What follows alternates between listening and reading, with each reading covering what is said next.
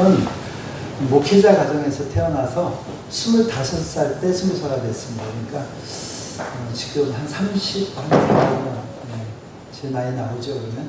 네, 그래서 30년 8개월 동안은 필리핀 선교사로 살았고, 지금 이제 독일에서 한 4년째 지금 안식년 마치고 이제 사역지를 변경해서 독일에서 사역하고 있습니다. 우리가 모두가 겪었던 그 팬데믹이 굉장히 저에게도 큰 어떤 제 삶의 이정표 같이 되었는데, 이제 그때 고민하다가 내가 다시 필리핀으로 안식년을 했거든요. 독일에서 다시 돌아가서 할 수 있는 일은 그냥 상황 노릇 정도 하겠다 싶더라고요. 그래서 새로운 사역지에서 새로운 일들을 합니다. 사실 이번 주간에 저희가 하는 일 중에 이런 일이에요. 어저께도 너무 기쁜 소식 하나를 들었는데, 여러분 유럽에는 지금 독일만 해도 2% 기독교 신자가 있다고 합니다. 이게 무슨 얘기냐면 삶의 내용, 우리나라 왜 전통적인 불교나 유교의 그 종교성을 갖고 사는 사람들이 절에나 그런 사당에 안 가는 것처럼 이 사람들도 기독교적인 어떤 바탕은 있는데 교회는 나가지 않는, 그래서 교회가 비어지는 이런 상황이 지금 유럽의 상황입니다. 그런데 하나님께서 유럽에 새로운 기회를 주신 것이 있다면 저는 이렇게 봅니다. 여러분 혹시 이란 사람이 세례받았다는 이야기 들은 적 있어요? 이란 사람이요? 혹시 거기에 선교사님이 가서 활동하신다는 얘기 들어보신 적 있습니까? 쉽지 않은 얘기거든요. 이란, 이라크, 아프가니스탄, 우즈베키스탄, 지금 이제 시리아 이런 난민들이 유럽으로 대거 들어옵니다. 어저께 저희 팀에서 이란 사람 한 명을 세례했어요. 이게 가능한 일입니까?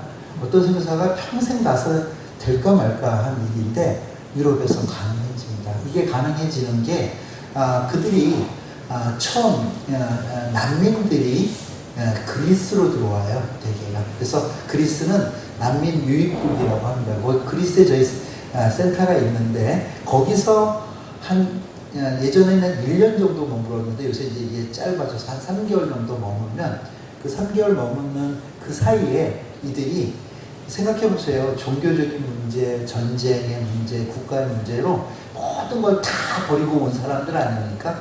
그들을 우리가 웜 웰컴 해주면요, 선대해주면 이 사람들이 정말 고마워해요. 그럼 그 사람들에게 복음을 전할 때 성령께서 역사하시니까 그들이 예수를 믿어요. 그런데 이 사람들은 그리스에 정착하고 싶은 사람들은 아니고, 이 사람들은 독일이나 아니면 영국, 프랑스에 정착하고 싶어서 유럽으로 온 거거든요. 그러니까 이분들이 거기서 한 3개월에서 1년 동안을 있다가 다시 오는 데가 저희 독일이나 아니면 영국으로 갑니다. 그래서 저희 단체가 하는 일은 독일에 혹은 영국에 그렇게 유입되어 온 사람들인데, 이 사람들이 자기 공동체 속에 다시 들어가면 다시 모슬렘화 되어버립니다. 이유 없이 그냥 그렇게 되어버립니다. 그러니까 그분들을 1년에 한 번 정도를, 한 번, 두 번 정도를, 독일에 있는 사람들은 독일에서, 영국에 있는 사람은 영국에서 모아서 수련회를 해요. 그러면 그들이 처음에 가졌던 그 신앙의 그것을 다시 확인하고, 아직 세례받지 않은 자들은 또 세례도 하고. 어저께 이란 사람이 한 명이 세례를 받았대요. 제가 얼마나 감격스러운지. 저는 알거든요. 30년 한 나라에 있어서 세례 한 명 베푸는 일이 그렇게 쉽지 않다는 걸 전 너무 잘 알고 있거든요. 그렇기 때문에 이 이란 사람이 세례를 받는다? 저는 이게 막 세상이 뒤집어지는 것 같은 그런 감동을 느꼈습니다. 참 감사하다. 하나님께서 그 땅의 영혼들도 그렇게 붙드시는 것. 이런 일들이 이제 저희 독일과 같은 나라에서 이제 이루어지고 있습니다. 사실 지난 3년은 제 인생에서 너무 힘들었던 3년이었어요. 아직도 힘들어요. 왜 그런가 하면 필리핀에서 따뜻한 사람들하고 따뜻한 기후 속에서 따뜻한 정을 살다가 독일 가면 이거 완전 냉혈인간들이 너무너무 힘들어요. 제 아내가 지금 스트레스를 너무 많이 받아가지고 여러분 그 김치찌개 끓였다고 2층에 와서 내려와갖고 막 문을 두들기고 난리를 치고 편지가 와요. 너네 너무 냄새 난다고. 그리고 보이지 않는 차별을 당하고 뭐 이런 게 우리 아이도 학교 가면 맨날 그랬는데 이제 어느 날 아이가 이제 학교 갔다 오더니 얘가 애국자가 됐어요. 책가방에 태극기를 달고 다니면서 자꾸 친아라고 놀리니까 친아가 이제 중국 사람들이 차이나를 그 자기 발음대로 부르는 게 치나치나인데 그랬는데 이제 태극기를 달고 다니더니 어느 날은 너무 신나서 왔어요. 왜 그랬더니 애들이 드디어 자기를 알아봐줬대. 그거 뭐냐 그랬더니 블랙핑크 보육육에서 왔구나. 엄청 그때부터 자기를 쫓아다닌대 애들이. 이제 뭐 한국 한류가 이제 조금 도움이 되나 그러나 그 고정적으로 그 서양인들의 그 백호주의라고도 하는 그 편견은 그렇게 벗어나지 않는 그런 상황에서 저도 살면서 뭐 이렇게 어려운지 말도 어렵고 글도 어렵고 사는 것도 어렵고 하는 3년을 보내면서 제가 감사한 게 한 가지 있었는데 필리핀에서 제 삶 사역은 겉으로 이렇게 잘 보여줄 수 있는 그런 거였어요. 제가 필리핀에 많은 선교사님들이 계시지만 제가 사역의 그 어떤 내용으로 보면 그렇게 뒤지지 않는 저희들이 목사들만 6가지, 한국 목사들만 6가죠. 그리고 우리 평신도 사역자들 한 20명 정도, 또 우리 현지 사역자는 100명도 넘었어요. 그래서 정말 큰 단체를 우리는 마닐라부터 저 민다나오까지 전국구로 일을 했어요. 저희들이 세워놓은 교회가 23개고 유치원이 7개고 뭐 학교도 초등학교부터 고등학교까지 다 했었고 매일 350명을 밥을 먹이고 1년에 500명이 한국 학생들이 와서 저한테 훈련을 받고 갔어요. 그럼 그 괜찮게 사역했잖아요. 보여줄 게 많고 할 얘기가 많았어요. 누가 선생님 무슨 일 하세요? 그러면 이걸 물어봐 주기를 너무 바라고 그랬는데 독일에 딱 가니까 애들을 데려다 밥을 먹일 수가 있으니까 아니면 뭐 저한테 교회를 제가 거기 독일어를 잘해서 개척해서 뭐 와 이거 진짜 겉으로 보여지게 할 수 있는 게 그래서 누가 이렇게 저한테 선생님 무슨 사역하요? 이 얘기 할까봐 두려워요. 묻지 마세요. 그래서 너무너무 두려운 그런 3년을 보내면서 근데 내가 참 감사했어요. 필리핀에서의 30년보다 독일에서의 3년이 훨씬 더 감사했어요. 왜 그런가 하면 겉으로 드러내 보일 수 있는 것은 없었지만 내가 하나님과의 관계가 내면적 관계가 더 깊어지는 그렇더라고요. 잘 나갈 때는 내가 잘나서 잘나는 줄 알았는데 이게 어려움을 당하고 있으니까 깨닫는 게 그때 그렇게 잘했던 게 내가 잘한 게 아니라 하나님께서 그렇게 나를 다시 돌아보게 되고 또 하나님께서 원하시는 게 겉으로 막 화려하게 포장되는 그런 게 아니라 내 안에 차곡차곡 쌓여져 가는 하나님과 나와의 그 관계 이것이 더 귀하다 하는 생각을 들었어요. 저는 이런 것 같아요. 교회도 마찬가지인 것 같아요. 교회가 어떤 이 시대는 너무 어떤 사이즈, 크기나 어떤 외형적인 화려함에 우리가 우리의 시선을 너무 많이 빼앗긴 것 같아요. 그런데 저희 아버님은요, 개척해서 37년을 한 교회에서 뭐라고 표현할까? 목회를 하셨어요. 평생 50년을 목회만 하시다 지금 은퇴하신 지 올해가 20년 되셨어요. 그러니까 90이세요. 근데 제가 이렇게 저희 아버님을 보면 아침에 일어나서 제가 눈 뜨고 나오면 지금도 집에서 아버지 거실에서 성경을 읽고 계셔요. 속으로. 누가 소리가 안 시킬 텐데, 혹시나. 또 어디 가서 뭐 써먹을 때도 없을 텐데. 근데 꾸준히 아침이면 아침에 저는 일어나면 아버지 성경 읽는 그 모습이 제게 이렇게 눈에 들어. 뭐 이렇게 읽으실까? 이제 안 읽어도 될 텐데. 저는 저희 아버님 교회도 막 아주 큰 대형 교회를 이루지는 않았어요. 뭐 지역에 오래된 교회다 보니까 이제 뭐 그랬지만 늘 이게 이해가 가던 게 있었던 게 아버지는 왜 이렇게 깝깝하지? 왜 그런가 하면 신도시가 생겼어요. 3번이라는. 그럼 얼른 교회를 그 신도시 다 옮겨갖고 또 크게 하고 막 그래야 되는데 그 지역을 떠나지 않는 거예요. 답답하다. 우리 엄마하고 저하고 맨날 답답하다. 네 아버지 고리타. 또 저는 저희 아버지 교수로 하셨는데 겸직 금지 뭐 이런 거 하실 때 교수를 할 것인가 교회를 할 것인가 아니 근데 교회를 택하시더라고요. 아니 왜 교회를 택하지? 세상적으로 훨씬 그게 더 낫고 월급도 많을 텐데 교회를 택. 근데 제가 평생 살아오면서 요즘 들어서 어려울 때 지금 제가 굉장히 어려울 때인데 어려우니까 아버지가 진짜 인생을 사셨구나. 진짜 목회를 하셨구나. 우리 아버지가 보셨던 목회의 열매는 교회 사이즈가 아니라 성도들 마음에 맺혀지는 그 성령의 열매. 그것을 보고 사역했구나 하는 생각을 했어요.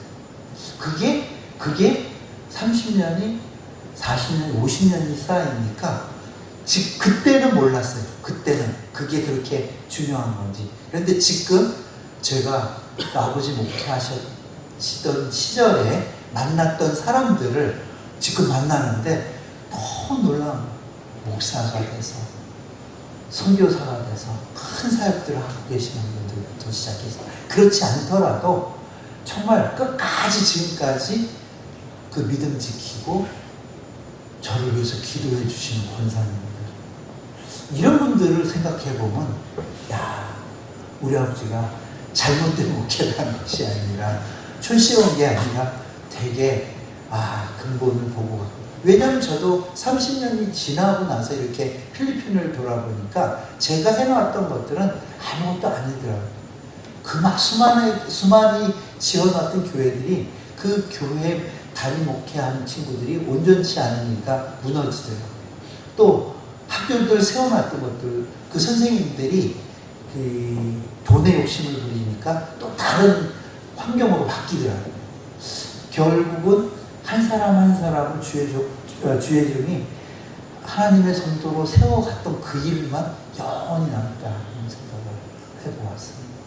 그래서 저는 참 감사하고 또 감사한 것은 또 이렇게 신앙을 이 시대 정말 변화무쌍한 세상 속에서도 신앙을 지켜 또 오늘 주일 예배 함께하는 여러분들을 볼 때 참 감사하다. 오늘 이 자리에 서는 것이 정말 두렵고 떨린다 하는 그런 생각을 또 하면서 이 자리에 섰습니다. 오늘 감사주일이더라고요. 근데 이 감사주일을 지내면서 우리는 맥주 감사절이란 말이 우리는 조금 생소하죠. 그래서 저도 사실 이게 왜 맥주 감사절을 우리가 해야 되나 어렸을 때 그런 생각을 해봤는데 독일에 가서 보니까 살다 보니까 이 서양 사람들에게 이게 되게 중요한 절기구나. 독일에는 추수감사절은 없습니다. 맥주감사절만 있는데 왜 그러냐면 요때가 6월달부터 해갖고요. 이 보리를 거두는 밀을 거두는 시기. 그래서 들판이 아주 노랗게 변해 있는 때가 지금입니다. 이게 사실은 이 맥주절, 그러니까 이 맥이 보리 맥자고요. 추수할 추자인데 우리나라에서 조금 우리는 쌀농사를 불편한 잘 모르는 생소하지만 유럽에서 또 이스라엘에선 아주 큰 절기입니다. 왜냐하면 그들은 이때 추수를 해요. 추수의 절기예요. 그래서 그 추수함을 감사하는 거예요. 그래서 이제 초실절부터 7번이 지나는 7주가 지나는 그 날을 77절이라고도 부르고요. 맥주절을 77절이라고도 부르고요. 날짜로 따지면 50번째에서 오순절이라고도 부르는 그런 절기가 이 맥주절이에요. 맥주 감사. 그러니까 무언가 얻었음에 감사하는 거잖아요. 추수에 감사하는 그런 날이죠. 제가 그래서 이렇게 보다가 성경에 감사라는 단어, 우리나라 한국 성경을 한번 제가 이렇게 찾아봤더니 성경에 몇 개 정도가 188번 정도가 감사라는 단어가 있더라고요. 그래서 저는 제가 제일 재밌게 하는 놀이가 뭐냐면 그 낱말을 찾으면 그걸 한 장 한 절씩을 묵상해 보는 거예요. 어떤 내용이 거기 있나. 그 중에 영어 성경 145개 정도 있고요. 한국 성경 188개. 이렇게 보니까 뭐 신약에는 한 62개 정도 뭐 있고요. 그래서 이걸 보니까 하나의 사이클을 제가 발견했어요. 이 감사라는 단어가 나올 때 그냥 감사라고만 쓰이지 않고 이게 표현이 되는데, 이 감사가 어떻게 표현되냐면 성도들의 찬양. 그러니까 감사는 감사라는 단어 하나만 나오지 않고요. 되게 감사 찬양, 감사 찬송 뭐 이렇게 표현돼요. 그러니까 감사는 찬양으로 표현되는구나. 또 하나는 감사 예물 이렇게 표현돼요. 감사 예물. 그러면 그 감사가 찬양과 예물로 표현되면 그 다음에 나오는 단어가 뭔가 주변을 같이 이렇게 보면은 그 다음에는 어떤 단어가 나오냐면 영광이라는 단어가. 하나님께는 그게 영광이 되고요.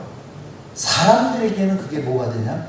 축복이 되죠. 축복이라는 단어가 따라 나와요.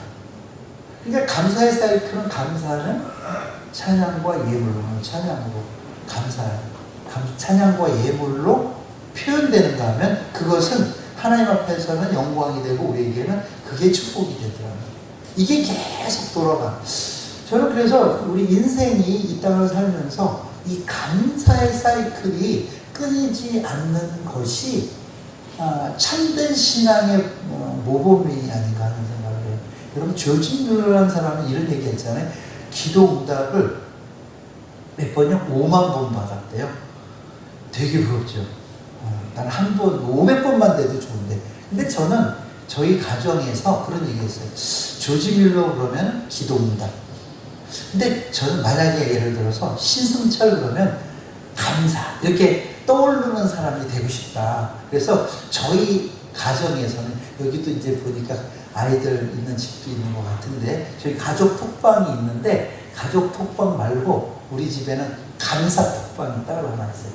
이게 무엇이냐면, 아이들이, 제가 애들이 많아요. 넷인데, 6명이서 그 감사 톡방에다가 하루에 3개씩 오늘 감사한 내용을 적잖아요. 저희는 한 번도 제 아이들에게 기도 제목이 뭐니 물어보지 않아요. 왜냐하면 어렸을 때 저희도 그걸 해봤는데 자꾸 기도 제목을 묻다 보니까 아이들이 욕구만 자꾸 커져요. 자꾸 뭐 욕구가 커져요. 근데 그 욕구를 하나님 채워주실 거야 그럴 때 다 아빠를 보고 하는 욕구예요. 그래서 이건 너무 불편해요. 그래서 우리는 기도 제목을 묻지 않고 우리 애들에게 감사 제목을 쓰게 해요. 그래서 우리 애들이 어렸을 때 이랬어요. 아직 돈에 대한 관념이 없을 때, 야, 너네가 만약 아빠는 목표가 5만 개의 감사를 하는 건데 5만 개의 감사를 하면 아빠가 5만 원 줄게. 와, 그랬더니 얘네들이 신나고 5만 원, 이게 여러분이 한국 돈의 가치는 얼마 안 되지만 이게 만약에 페소나 아니면 달러나 유로 이렇게 보면 굉장히 큰 돈이잖아요. 그러니까 이게 5만이라는 숫자가 얼만큼 큰지 알아요. 정말이야. 그래, 정말이야. 해줄 거야. 5만 원 줄 거야. 그러니까 그냥 5만 원을 채워. 우리 애들이 그때부터 쓰기 시작해요. 열심히. 치킨 먹어서 감사, 엄마한테 혼 안 나서 감사하고, 막 이렇게 이제 자기에게 이루어난 일을 갖고 감사를 하기 시작했는데, 어느 날 이렇게 보니까 애들이 생각해봐요. 하루 경험할 수 있는 경험치가 몇 개나 돼요. 그렇게 100개 쓸 수 있겠습니까? 그런데 우리 셋째는 달라. 얘는 우리 집에서 코가 있어요. 벌써부터. 꼴통 신동선이라고. 생각이 너무 다르네. 우리하고는 완전히 다르는데, 얘가 아빠, 저는 벌써 2785개를 했어요. 막 이런 식으로 1000개가 넘는 감사를 했다는 거예요. 지형들은 아직 200개도 못 했는데, 어떻게 했냐 그랬더니, 얘는요, 현재적 감사하고는 안 된다는 걸 깨달은 거예요. 얘는 미래적 감사라는 거예요. 아빠가 장난감 사줄 걸 믿고 감사, 엄마가 맛있는 음식 해줄 걸 믿고 감사. 와, 미래적 감사를 해내기 시작하는데 이건 무궁무진하잖아요. 적지 않아도 되니까 이런 감사를 해내는 거예요. 근데 내가 지금 이제 이렇게 보면 요즘에도 저한테 뭐 졸르는 게 하나 있었어요. 방금 얼마 전에. 얘는 진짜 지겨울 만치 졸라요. 근데 이번에도 처음이 시작이에요. 아빠, 너무 너무 감사해요. 그러니까 뭐 해줘요 이게 아니라 너무 감사해요. 왜? 그러면서 이제 과거 아빠는 우리 형제들이 많지만 제가 원하는 건 다 해주셨어요. 심지어 그것이 비싼 일지라도 뭐 이래가면서 저를 막 흥분케 해요. 그랬는데 그래서 제가 얘기하는 건 아빠가 이것도 해줄 줄 믿고 감사하면서 말씀드리는 거예요. 이 설득에 내가 한두 번 속아야죠. 그런데 이 친구는 늘 그런 미래적인 일, 우리 셋째예요, 셋째. 근데 걔가 뭐가 돼도 될 애예요. 제가 지금 아무리 생각해봐도 비범하지가 않아요. 제가 이렇게 얘기하면 걔한테 10,000원씩 로열티를 줘야 된다. 설교 시간에. 목사 자녀들을 꼭 해. 우리 꼭 줘요. 그런데 이 친구가 그런 감사를. 제가 이렇게 보면서 오늘은 제가 아까 얘기했듯이 180구절이 넘는 감사의 구절들을 보면서 구약의 감사를 보니까 구약의 감사가 그런 거였어요. 하나님이 우리를 위해서 행하신 일에 대한 감사예요. 그 감사의 내용이 그냥 뭐 아무 의미 없이 하나님 감사합니다가 아니라 이래서 감사합니다. 구체적으로 조목조목 감사해요. 여러분 오늘 우리가 읽었던 시편 136편은 여러분 어떤 장은 무슨 장 이런 거 여러분 맞춰보실래요? 이런 거 있죠. 사랑장이 뭐예요? 몇 절이죠? 어느 성경이죠? 사랑장? 고린도전서 13장. 수준이 있어요. 믿음장은 히브리서 11장. 그리고 히브리서 11장. 천국장은 어저께 제가 먹은 게 천국장. 마태복음 13장. 이렇게 있는데 감사장이 바로 오늘 이 장이에요. 그래서 여호와께 감사하라 그는 선하시고 인자하심이 영원하심이라 하면서 이 패턴에서 끝까지 계속 어떤 행하신 일에 대한 감사예요. 그런가 하면 이스라엘 여러분 생각해보세요. 구약 백성들은 예수님을 본 사람들이니까 못 본 사람들이 못 봤잖아요. 그러니까 하나님이 행하신 일, 하나님이 그리고 행하실 일에 대한 감사를 그 메시아를 고대하면서 그 감사를 하더라고요. 그러니까 그들의 감사의 제물들이 그 감사의 찬양들이 이미 행하신 일과 앞으로 행하실 일에 대한 지금 행하고 계신 일에 대한 감사를 조목조목 찬양과 제물로 표현하면서 살더라고요. 근데 그 하나님이 이 땅에 오셨어요.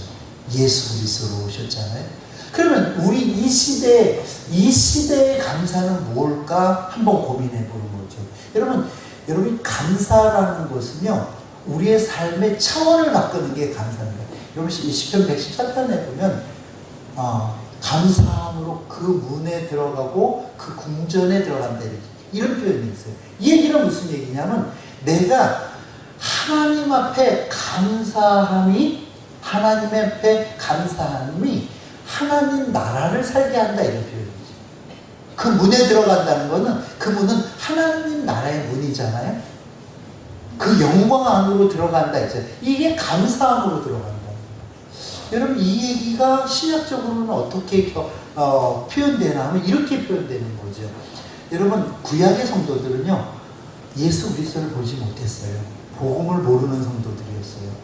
복음이 완성되기 전 성도들이었어요. 하나님 나라가 이 땅 가운데 아직 그들이 포기한 하나님의 다스림과 통치함 때문에 그들은 악한 영의 혹은 공중 권세 작은 자들의 그 다스림과 통치 속에 살고 있던 자들이 예수 그리스도가 이 땅에 오심으로 인해서 하나님 나라가 이 땅에 도래되고 그렇죠? 도래되고 이 하나님 나라가 이미 우리 가운데 있다고 예수님께서 여기 있다 저기 있다 얘기하지 마라 너희 가운데 있다 이렇게 얘기했어요. 우리 가운데 하나님 나라가 임하는 그 얘기는 뭐냐면 하나님이 우리를 위해서 행하신 일, 즉 예수 그리스도를 이 땅 가운데 보내주시고 그 예수 그리스도의 죽으심을 통해서 우리의 죄를 사해 주시고 아멘입니까? 네. 뿐만 아니라 우리로 하여금 그 하나님께서 베풀어 놓은 천국문에 서게 하시는 일이라는 거예요. 이걸 내가 감사함으로 그 문을 박차고 들어가는 것, 이거를 우리는 신약 성도는 구원이라는 거예요. 구약 성도는 그럴 수가 없었어요. 왜냐하면 아직 예수 그리스도께서 메시아가 이 땅 가운데 오지 않았기 때문에 그가 복음의 실체를 보지 못했어요.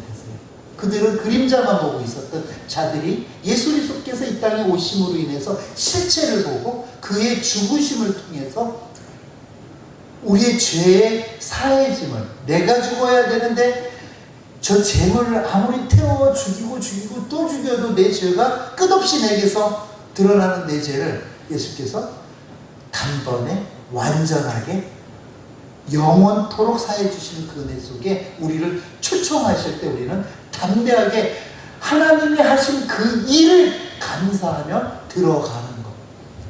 여러분, 이게 초절의 의미입니다. 그것을 구약에서는 예표했지만 우리는 이미 이룬 일이에요.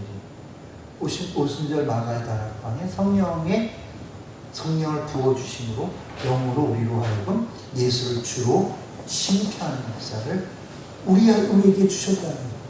저는 교회 안 다니는 사람을 성도로 이렇게 봤는데, 6번 성도, 지금 7번 성도까지 나가는데, 7번 성도는 이 자리에 지금 앉아있어요. 그런데 6번 성도가 그 우리나라의 국전에서 대상을 하신 서영화가, 이름을 얘기하면 안 될 것 같아서 제가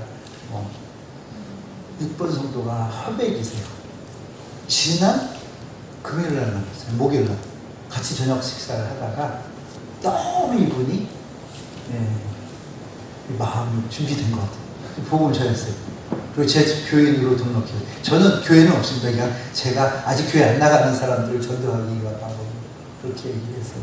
근데 그분이 이렇게 예수를 받아들이는 이것이 마치 준비된, 하나님께서 이미 준비하신 일이라는 생각이 들고요. 그 입으로 고백을 해요.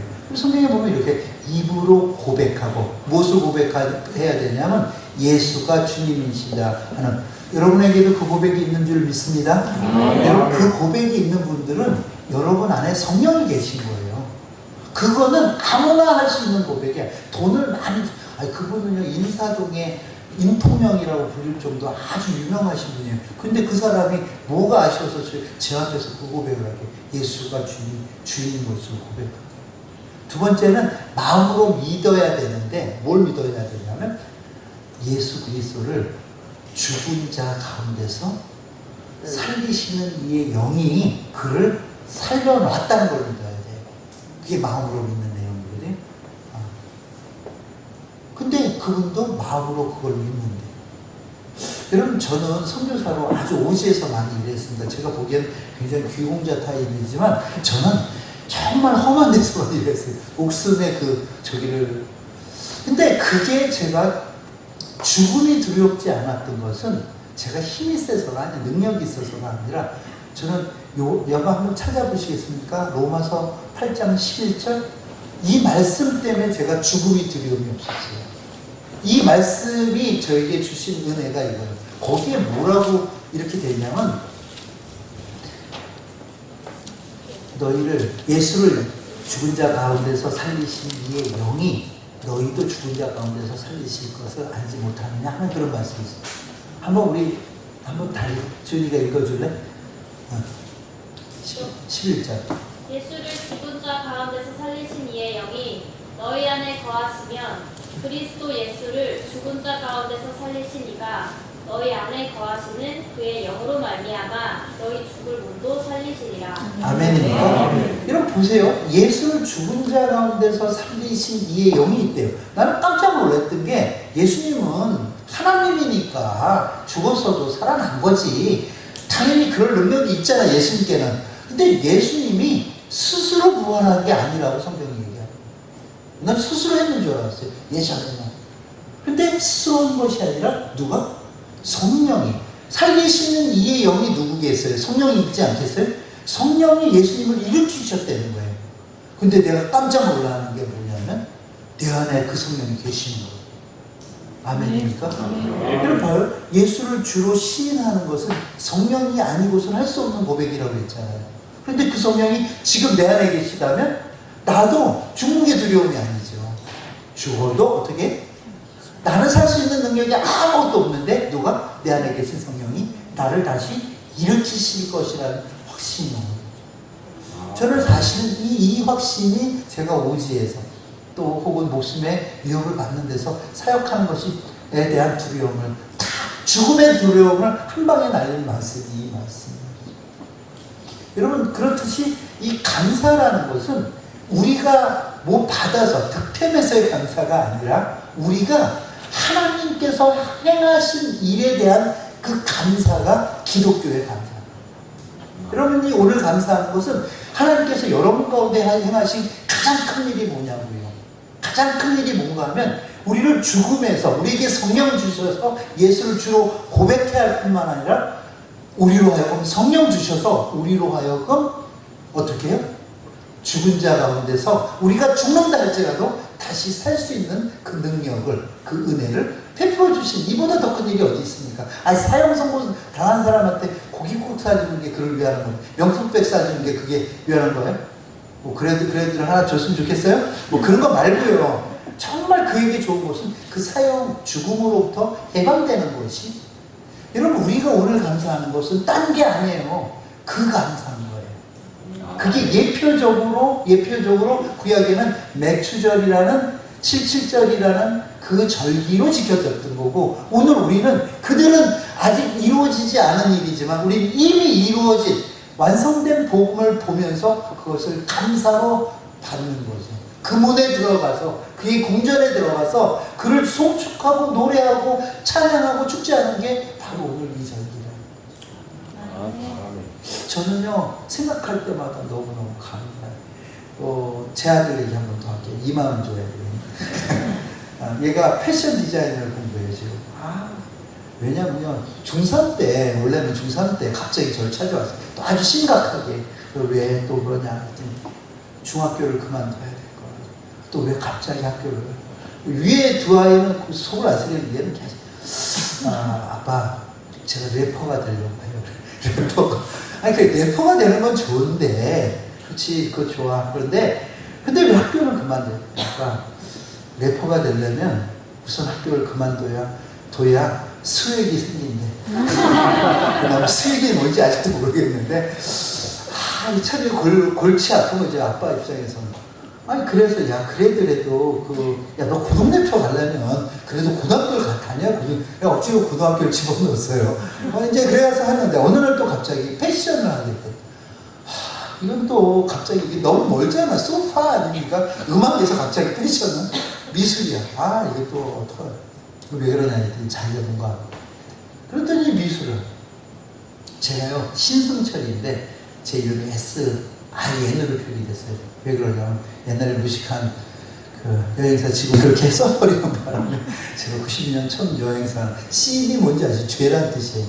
그런데, 애들이 어렸을 때 학교만 갔다 오면 성 바꿔달라고 난리를 치던 애들이, 얼마나 웃기겠어요. 애들이 맨날 놀린데 외국에서 학교를 다니니까, 선교사님, 너는 어디, 자기는 자기 성이 세계에서 제일 좋은 성이라고 그러는데, 그게 왜 또 갑자기 그랬더니 씬 있잖아요. 그게 너무 좀 유니크하대. 다른 CC는 다 SHIN인데 자기만 SIN이에요. 근데 이게 너무 죄승철 이렇게 부르니까 얼마나 불편해요. 그런데 얘가 이제 패션을 하니까 패션 디자이너가 되겠다고 브랜드를 하나 만들었어요.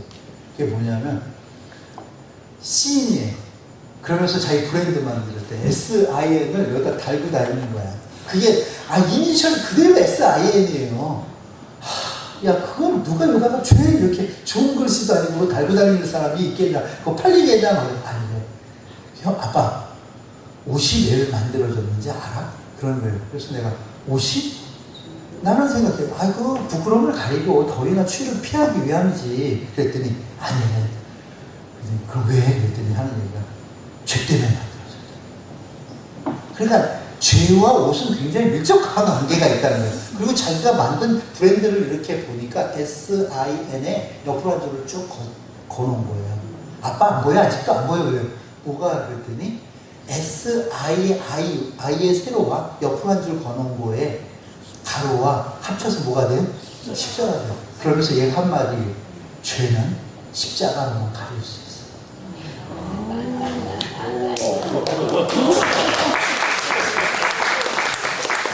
박수 받았으니까 3만 원 줘요. 아니, 저는 그 얘기를 딱 듣는 순간, 너무너무 내가 고등학교 때인데, 아직 패션을 전공도 안 했을 때, 지금 이제 대학교 3학년이 됐어요. 그런데, 야, 그렇다. 그런데 이때가 이제 아이들하고 영적 대화를 할 수 있을 때라도 앉혀놓고 이렇게 했어요. 아빠가 예언하라. 뭔데요? 이 상표 잘 팔리게요? 뭐 잘 대기업되게. 아니, 그런 게 아니라 예언하나 할 게 있어. 뭔데요? 너는 앞으로 오늘부터 매일같이 죄를 질 거야. 그 예언은 지금까지 맞아지고 있어. 하루도 빼지 않고 그 예언은 계속 죄를 질 거야. 그런데 제가 이런 얘기를 했어요. 야, 동선아, 아빠도 안 지려고 해서 안 지어지는 게 아니라 매일 죄를 져. 어쩔 수 없어. 인간의 죄의 그 품성은 죄성을 타고난 우리는 죄를 질 수밖에 없어. 근데 아빠가 한번 생각해봤다. 만약에 아담이 그 죄를 짓고, 내가 죄졌네, 하나님 하지 말라는 일 했네 하고 하나님께로 갔다면 우선 그 아담을 죽였겠어요?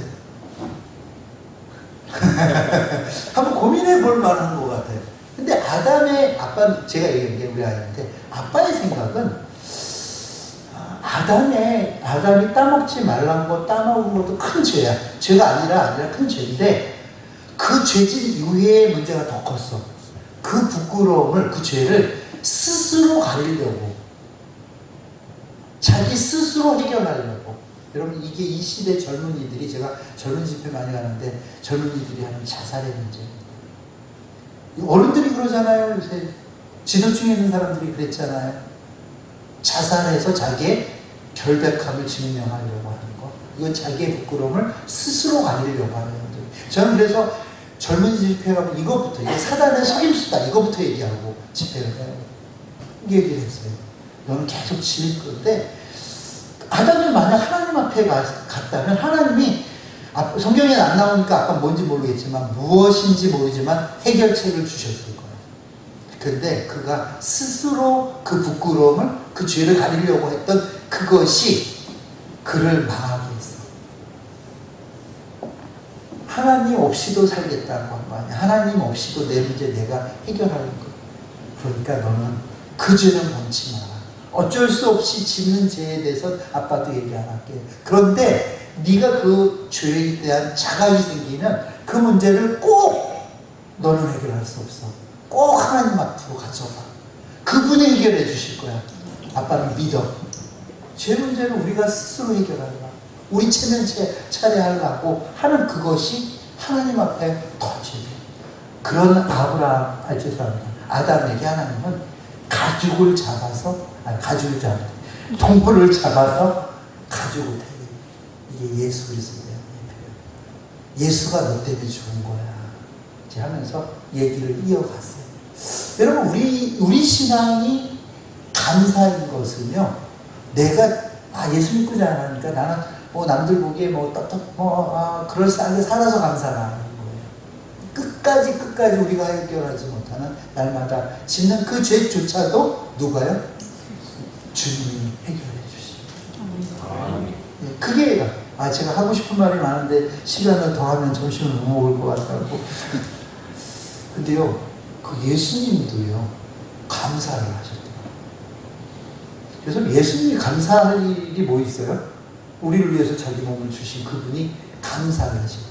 어디에 감사하시는지 여러분 혹시 아시는 분 있어요? 4가지 사건에서 감사했어요. 성경에 7번 나오는데 4가지 사건. 어디에서 감사했을게요? 한 개라도 맞히면 제가 쓴 책이 있거든요. 도시로 있는 사도행전. 제가 저자 사인해서 드리겠습니다. 맞춰보십시오. 4가지가 있어요. 이런 거 묻는 거가 실례였네요, 목사. 4가지 사건에서 감사를 하시는데, 어디서 감사하시게요? 제가 한번 얘기할까요? 하나가 실병이어 사건.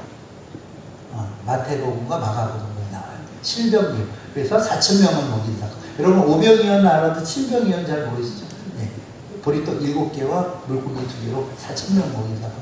거기서 감사해요. 근데 여러분이 모를 수밖에 없는 게 뭐냐면, 한국어 성경에는 감사라고 표현 안 되고 축사라고 표현했어요. 떡을 들어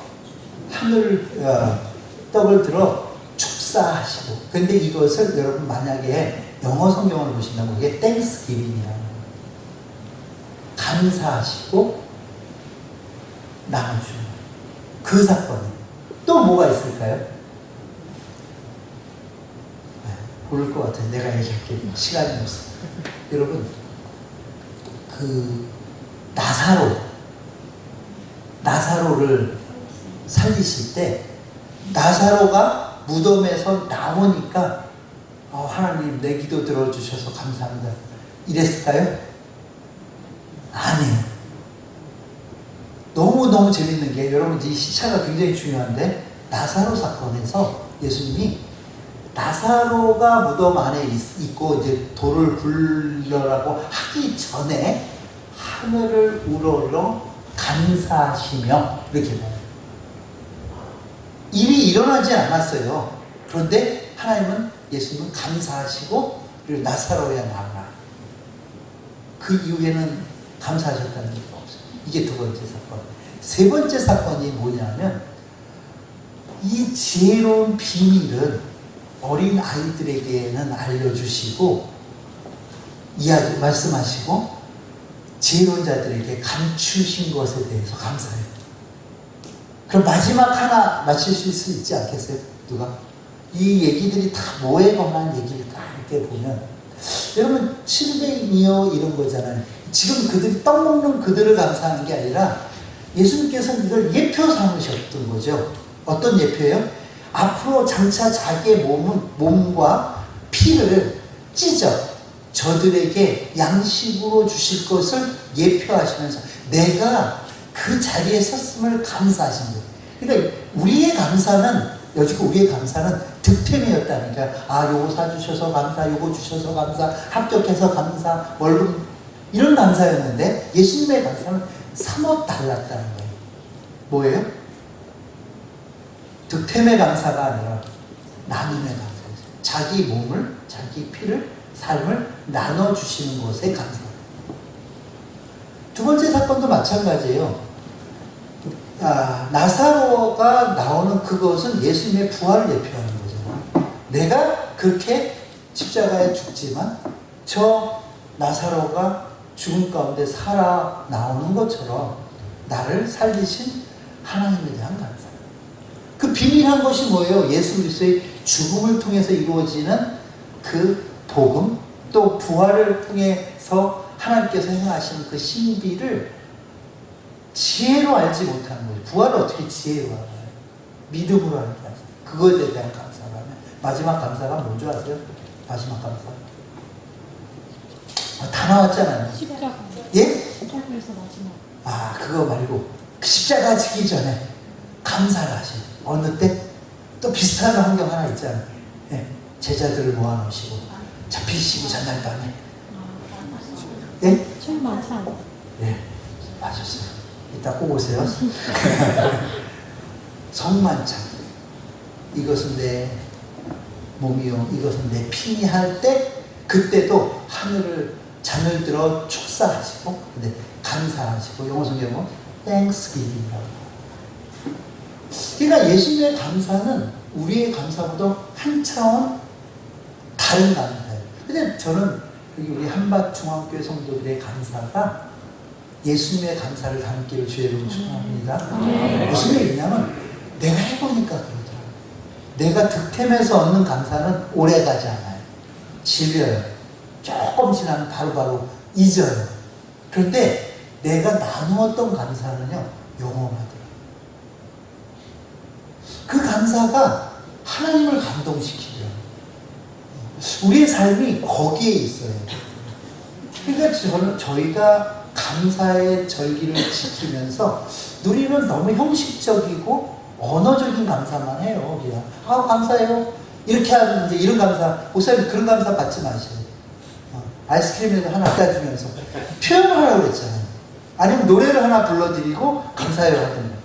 이래야 되는데 우리는 그냥 입술의 감사로 끝나버리는데 그러니까 형식적이 되어버렸어요. 표현해야 돼, 마음. 그걸 잘 표현하는 사람들이 어떻게 사는지 보세요.